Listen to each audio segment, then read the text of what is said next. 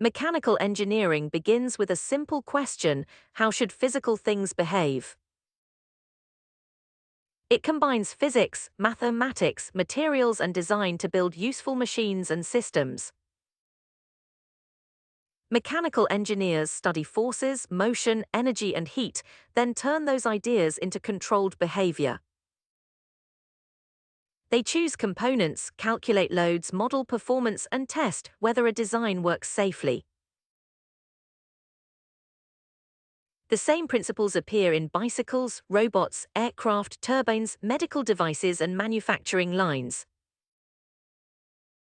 Real machines lose energy through friction, heat, vibration, and deformation, so efficiency always matters. Mechanical engineering is the practical science of making physical systems move, carry loads, transfer energy, and solve human problems.